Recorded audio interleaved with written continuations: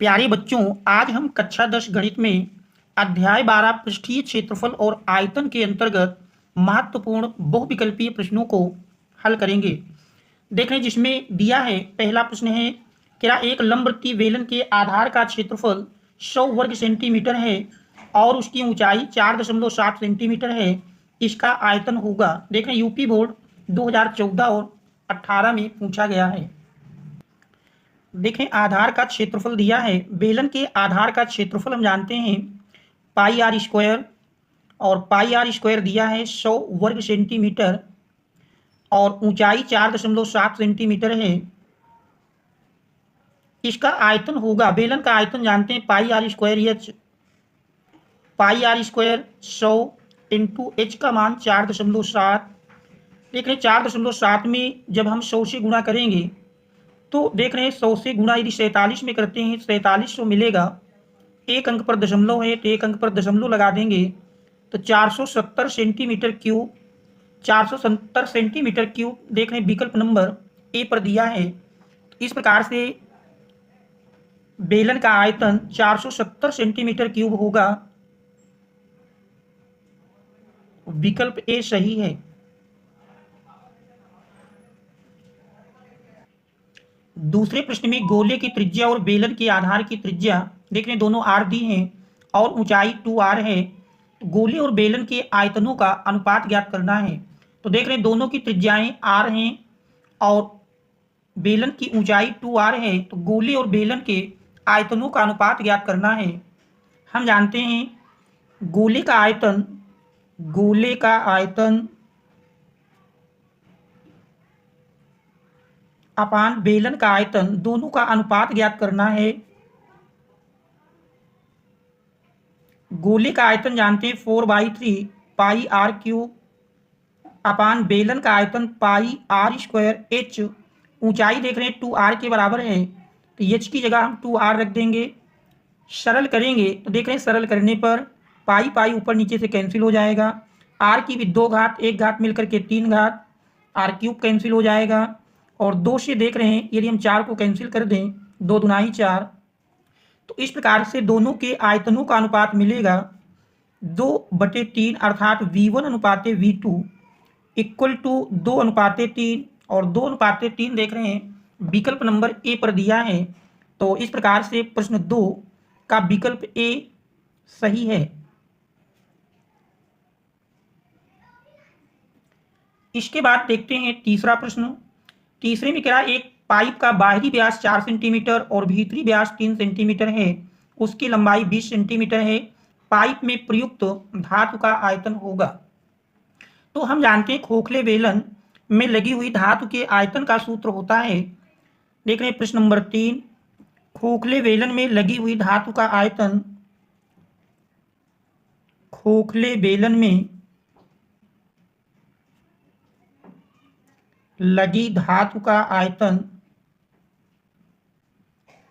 इसका फार्मूला है पाई r1 square, क्योंकि ऊंचाई देख रहे हैं समान है तो पाई r1 square H minus pi r2 square h. देख रहे हैं पाई एच कॉमन मिल जाएगा, पाई इंटू r1।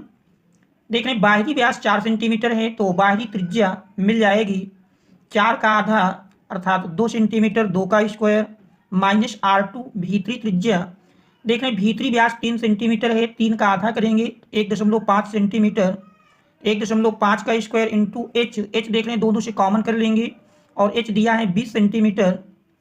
तो इस प्रकार से लगी हुई धातु का आयतन बराबर मिल जाएगा पाई इंटू 2 का स्क्वायर माइनस 1.5 का स्क्वायर इंटू 20। और देख रहे हैं ये हमारा विकल्प नंबर बी पर दिया है। तो इस प्रश्न का विकल्प बी, प्रश्न नंबर 3 में विकल्प बी सही है। इसके बाद हम देखते हैं चौथा प्रश्न। देख रहे हैं चौथे प्रश्न में दिया है प्रश्न नंबर 4, यदि 10 सेंटीमीटर कोर के घनाकार लकड़ी के टुकड़े से काटकर अधिकतम आयतन का एक शंकु बनाया गया है तो शंकु का आयतन होगा। देख रहे हैं 10 सेंटीमीटर कोर के घनाकार लकड़ी के टुकड़े से यदि काटकर हम अधिकतम आयतन का एक शंकु बनाएंगे तो उस शंकु का यदि हम शंकु की देखें तो शंकु की जो ऊंचाई मिलेगी वो घन की भुजा के बराबर होगी और उसका व्यास भी 10 सेंटीमीटर के बराबर होगा। तो देख रहे हैं इसमें बेलन की जो ऊंचाई मिलेगी, बल्कि शंकु बनाया जाता है तो शंकु की ऊंचाई h बराबर 10 सेंटीमीटर और व्यास अर्थात 2r ये भी 10 सेंटीमीटर मिलेगा। तो r निकाल लेंगे, 5 सेंटीमीटर मिल जाएगी। शंकु का आयतन हम जानते हैं, शंकु का आयतन बराबर होता है 1/3 पाई आर स्क्वायर एच। देख रहे हैं मान रख देंगे 1/3 into pi r square, r देख रहे हैं 10/2 5 मिलेगा, 5 का स्क्वायर इंटू एच, एच देख रहे हैं 10 है, सरल कर लेंगे 5 का स्क्वायर 25 और 25 में 10 से गुणा करेंगे 250, 250 पाई/3। लेकिन विकल्प देख रहे हैं, विकल्प हमारा दशमलव में है, तो यदि हम पाई का मान रख दें, देख रहे हैं पाई का मान यदि रखते हैं तो पाई का मान रखने पर देख रहे हैं इस प्रकार से इसको यदि हम सरल करेंगे तो 1/3 पाई का मान 3.14 इंटू 5 का स्क्वायर 25 गुणे 10, देख रहे हैं 3 से 3.14 को काटेंगे तो यही मिल जाएगा 3 एकम 3.0, 3 चौको 12, 2 14 20 होगा और 3 छक 18। इस प्रकार से पहले हम 25 से गुणा करेंगे तो देख रहे हैं 25 से गुणा करेंगे, 10 से गुणा करेंगे 0.1 अंक आगे बढ़ जाएगा तो 25 छक्का 150 हासिल 15 मिल जाएंगे, 25 चौको 100 में 15 जोड़ें 115 हासिल 10 मिलेंगे। तो देख रहे हैं 115 में से 15 हासिल आए, देख रहे हैं 115 में 5 मिल जाएगा, हासिल 11 मिले। तो इस प्रकार से 25 एकम 25 1 26 और फिर देख रहे हैं 3 अंक पर दशमलव है, 10 से गुणा करेंगे तो 2 अंक पर बचेगा तो 261.5 के आसपास मिलेगा। तो देख रहे हैं इसमें 261 दशमलव, तो ये हमारा विकल्प नंबर सी पर दिया है, तो प्रश्न में विकल्प नंबर सी सही होगा। तो प्रश्न नंबर 5 का, प्रश्न नंबर 4 का देख रहे हैं विकल्प सी सही है। इसके बाद हम देखते हैं 5वां प्रश्न। देखें 5वें प्रश्न में दिया है एक गोले का व्यास d है तो उसका आयतन होगा। देखें यूपी बोर्ड एग्जाम 2013, 15 और 24 में आया हुआ है। गोले का व्यास d है, त्रिज्या d/2 मिल जाएगी। अब हम गोले के आयतन का सूत्र जानते हैं। गोले का आयतन बराबर होता है, गोले का आयतन बराबर 4/3 पाई आर क्यूब, आर देख रहे हैं d/2 है तो d/2 का क्यूब, सरल कर लेंगे 4/3 पाई d क्यूब बटे 2 का क्यूब करेंगे 8 मिल जाएगा, 4 दुनाई 8। तो इस प्रकार से देख रहे हैं 1/6 पाई d क्यूब, 1/6 पाई d क्यूब विकल्प नंबर डी पर दिया है, तो इस प्रश्न का विकल्प डी सही है। इसके बाद देख रहे हैं 6ठा प्रश्न दिया है। प्रश्न नंबर 6 में कह रहा है एक रोलर का व्यास 2.4 मीटर है और इसकी लंबाई 1.68 मीटर है। यदि एक मैदान को समतल करने में रोलर 1000 चक्कर लगाता है तो मैदान का क्षेत्रफल होगा। देख रहे रोलर का व्यास दिया है, आधा कर लेंगे त्रिज्या मिल जाएगी। तो इस प्रकार से प्रश्न नंबर 6 देख रहे प्रश्न नंबर 6 में व्यास 2.4 मीटर तो त्रिज्या मिल जाएगी, त्रिज्या r बराबर 2.4/2 बराबर 1.2 मीटर। इसके बाद इसकी लंबाई अर्थात ऊंचाई दी है 1.68 मीटर, h बराबर 1.68 मीटर। आप पूछ रहा है यदि मैदान को समतल करने में रोलर 1000 चक्कर लगाता है तो मैदान का क्षेत्रफल होगा। तो एक चक्कर लगाने का अर्थ है कि उसका वक्र पृष्ठ, हमको बेलन का वक्र पृष्ठ और 1000 चक्कर लगाने में 1000 से गुणा कर देंगे तो एक चक्कर में समतल किया हुआ मैदान का क्षेत्रफल बराबर होगा उसका पृष्ठ, लिखेंगे क्योंकि एक चक्कर लगाने में समतल किए हुए मैदान का क्षेत्रफल, समतल किए हुए मैदान का क्षेत्रफल बराबर मिलेगा वक्रपृष्ठ और बेलन का वक्रपृष्ठ 2πr/h। देख रहे हैं, मान रख देंगे 2 गुणे पाई का मान 22/7 इंटू आर, देख रहे हैं 1.2 है और ऊंचाई 1.68। सरल करें, 7 से कैंसिल करेंगे, 7 दूनाई 14.2, 7 चौक 28।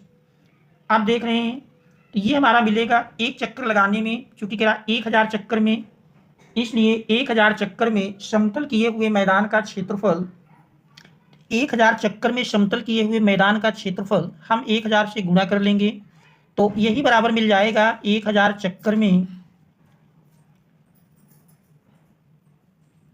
समतल मैदान का क्षेत्रफल बराबर 1000 गुणे, देख रहे हैं 2 गुणे 22 गुणे 1.2 और गुणे 0.24।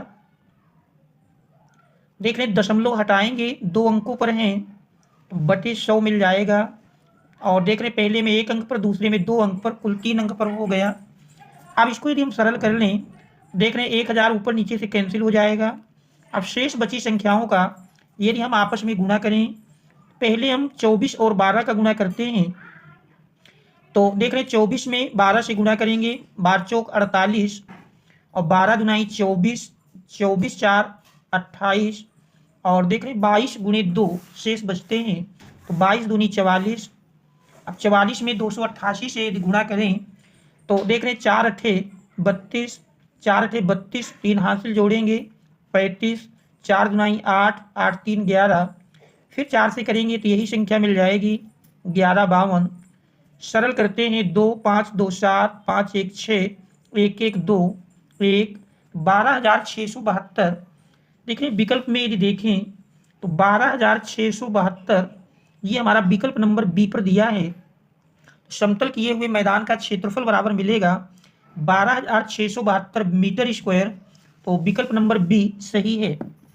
इस प्रकार से इस प्रश्न का विकल्प बी सही है। इसके बाद 7वें प्रश्न में दिया है, देख रहे प्रश्न नंबर 7 में क्या 2 लंबवती बेलनों के आधार की त्रिज्याओं में 1 और 2 का अनुपात है तथा उनकी ऊंचाइयों में 4 और 1 का अनुपात है, तो आयतनों का अनुपात होगा। देख रहे हैं इसमें त्रिज्याओं का अनुपात मान लीजिए R1 अनुपात R2, अर्थात R1/R2 ये अनुपात 1 और 2 का दिया है। इसके बाद ऊंचाइयों का अनुपात 4 और 1 का है, H1 अनुपात H2 बराबर 4:1। आयतनों का अनुपात निकालना है। मान लीजिए पहले बेलन का आयतन V1 और दूसरे बेलन का आयतन V2 है, तो हम जानते हैं बेलन का आयतन होता है पाई R1 स्क्वायर H1 अपान पाई R2 स्क्वायर H2।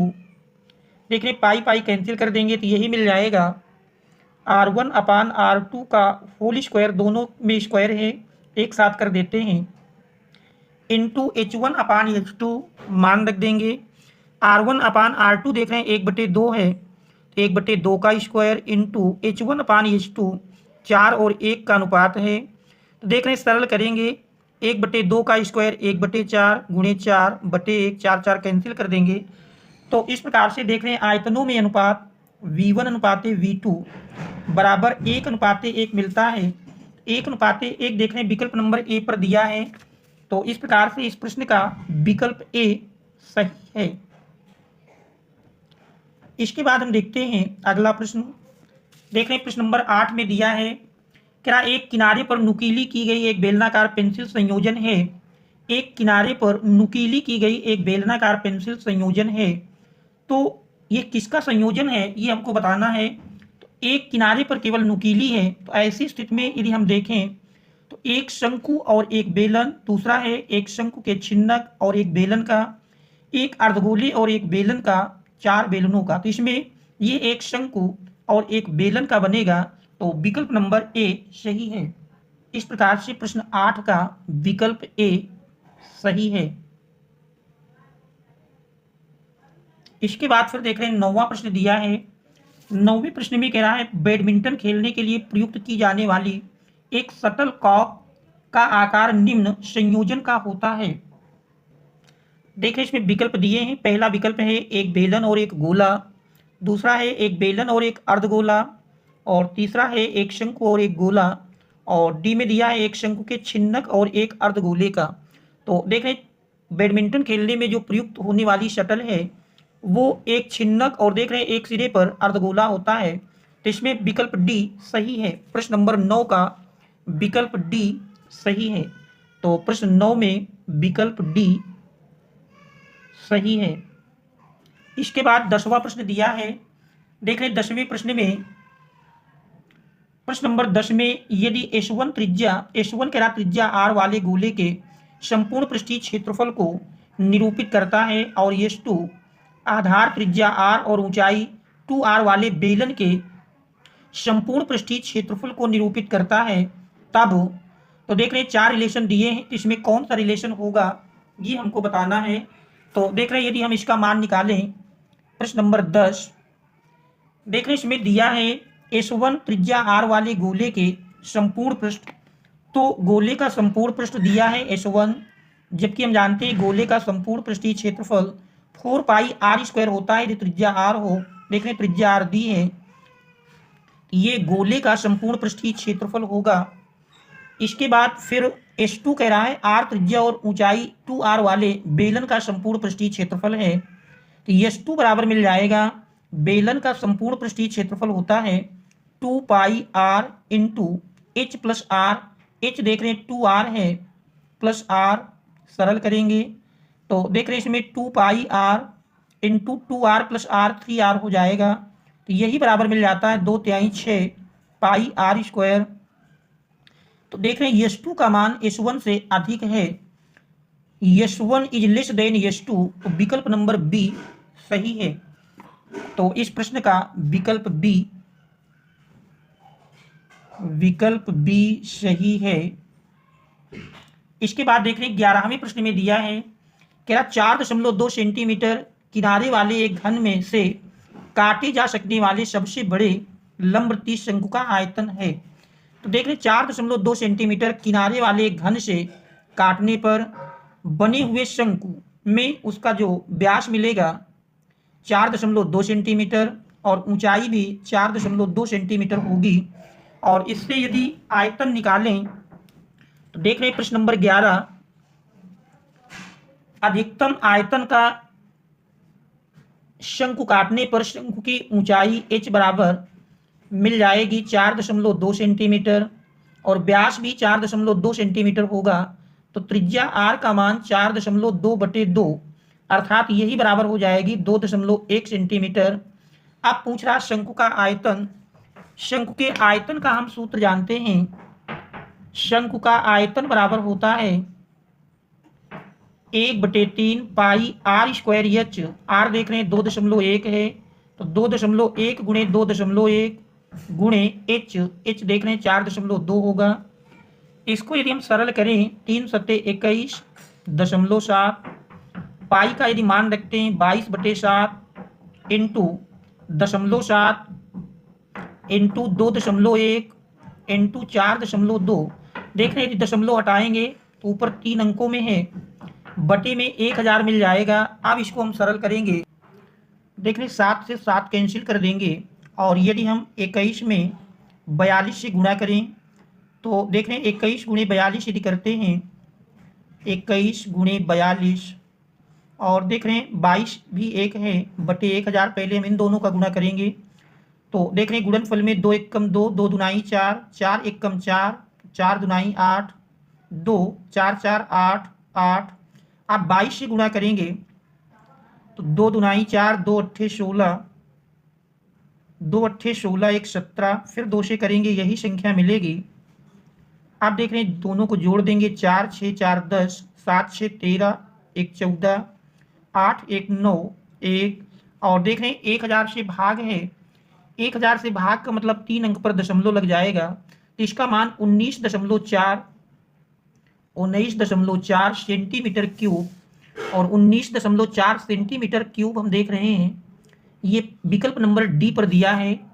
तो इस प्रकार से इस प्रश्न का विकल्प डी सही है, विकल्प डी सही है।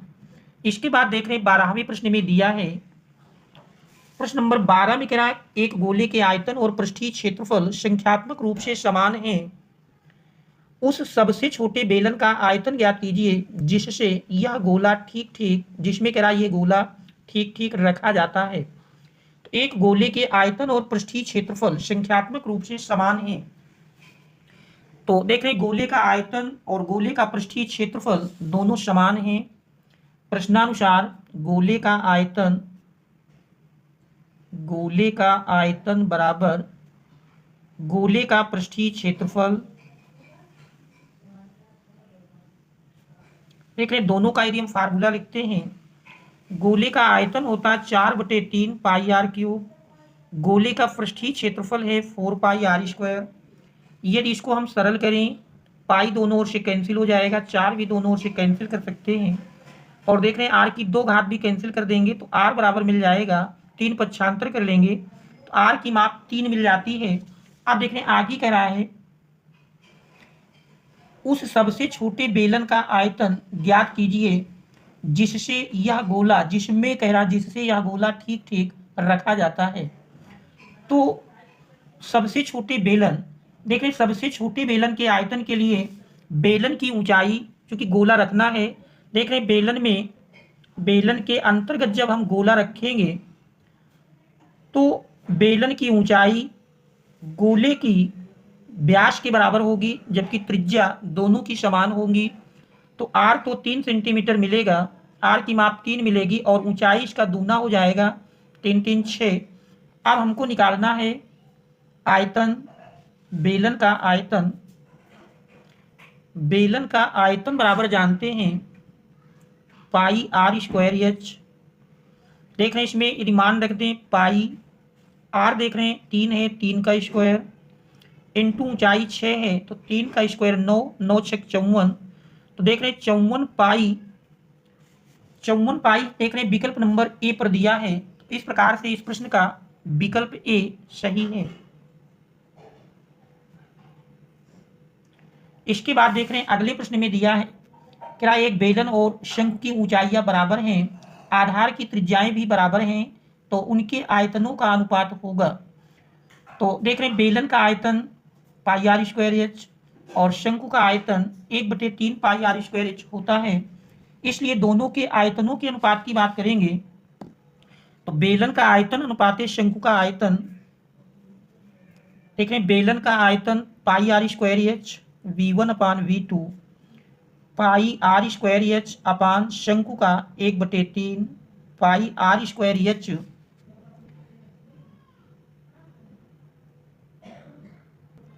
देख रहे pi r square h cancel कर देंगे तो 3 हमारा अंश में आ जाएगा 3/1।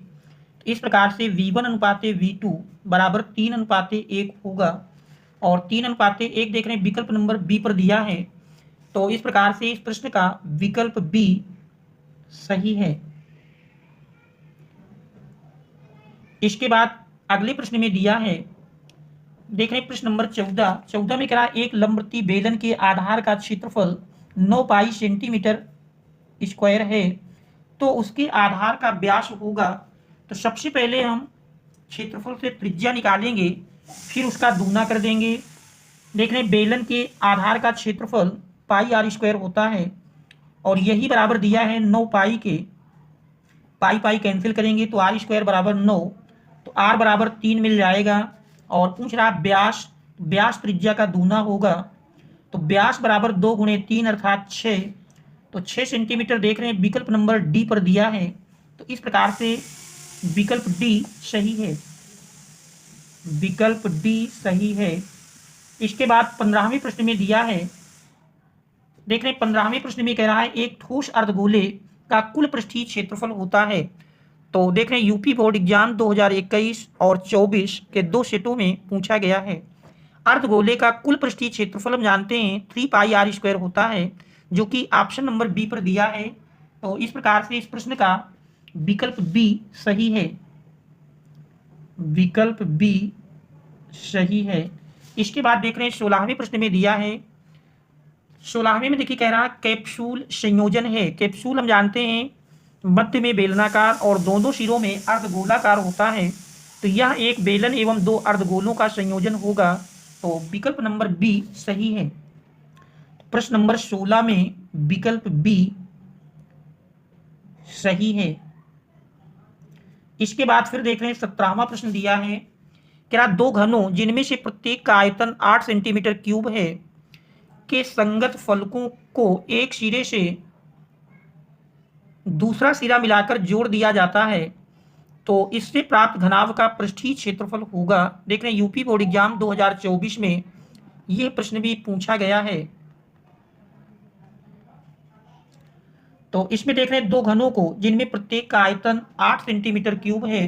सबसे पहले हम घन की यदि भुजा निकालें तो घन का आयतन जानते हैं a क्यूब, और यही बराबर 8 के दिया है, तो a बराबर 8 का घनमूल 2 मिल जाएगा। और फलकों को यदि एक सिरे से दूसरा सिरा मिलाकर जोड़ दिया जाएगा तो प्राप्त घनाभ की लंबाई भुजा की दूनी हो जाएगी 2 + 2 4 सेंटीमीटर, और चौड़ाई और ऊंचाई 2 सेंटीमीटर ही रहेगी। इस प्रकार से प्राप्त घनाभ का पृष्ठीय क्षेत्रफल, घनाभ का पृष्ठीय क्षेत्रफल बराबर हम जानते हैं, घनाभ का पृष्ठीय क्षेत्रफल बराबर होता है 2 LB + BH + HL। मान रख देंगे 2।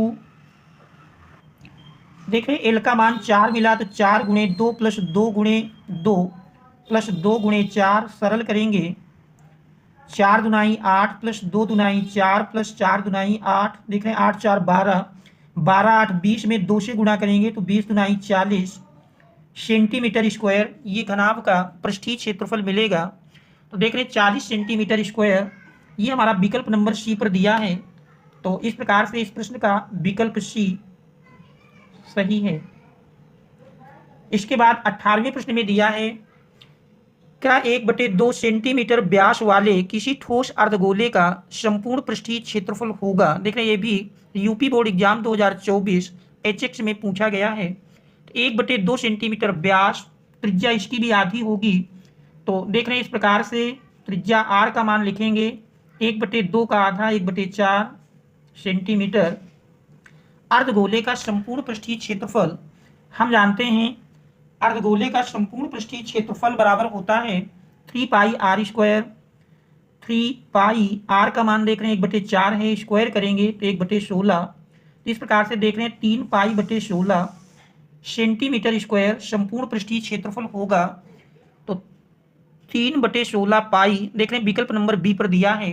तो इस प्रकार से इस प्रश्न का विकल्प बी सही है।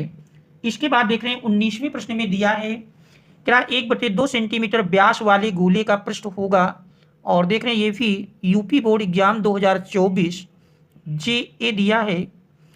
तो देख रहे हैं ये हमारा JA तो कोई सेट HX के बाद IA, तो ये IA में पूछा गया था 1/2 सेंटीमीटर व्यास वाले गोले का पृष्ठ। तो देख रहे हैं इसमें भी 1/2 सेंटीमीटर व्यास है, त्रिज्या इसकी आधी 1/4 मिल जाएगी।